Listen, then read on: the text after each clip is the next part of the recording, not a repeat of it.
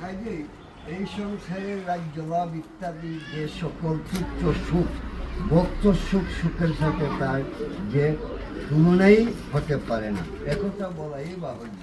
কৃষ্ণ কৃপালে অর্জুনে লক্ষ্য করিয়া জগতের রাখিয়াছে উপদেশ দিয়া।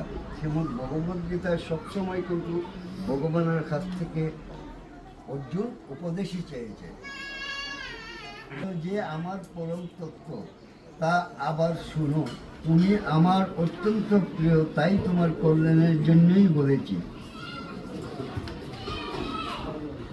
আমাতে মন সঁপে দাও, আমার ভক্ত হও, আমাকে পূজা করো, আমাকে প্রণাম করো, তুমি আমার প্রিয়, তোমাকে সত্যই বলেছি, আমাকে তুমি পাবে। সদ্ভাগ্যা দেবধর্ম কর্মযোগ জ্ঞান সব সাধি শেষে এই আজ্ঞা বলবান। এই আজ্ঞা বলে যদি ভক্তের শ্রদ্ধা হয়, সর্বকর্ম ত্যাগ করেছে ঈশ্বরে বোঝয়।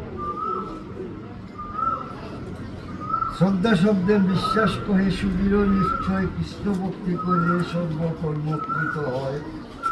যেমন গাছের গোড়ায় জল দিলে কাণ্ড ডালপালা সবই তৃপ্ত, আহার করলে সমস্ত ইন্দ্রিয়গুলো তৃপ্ত পায়, তেমনি শ্রীকৃষ্ণকে পূজা করিলে সকলকেই পূজা করে। অনেক ক্ষুদ্র ক্ষুদ্র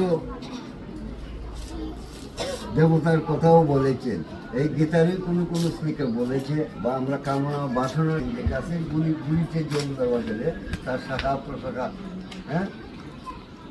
পত্র পল্লব যাবতীয় সবই তারা শক্তি।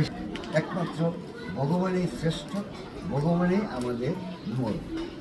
শ্রদ্ধাবান জন হয় ভক্তি অধিকারী, উত্তম মধ্যম কনিষ্ঠ শ্রদ্ধা অনুসারী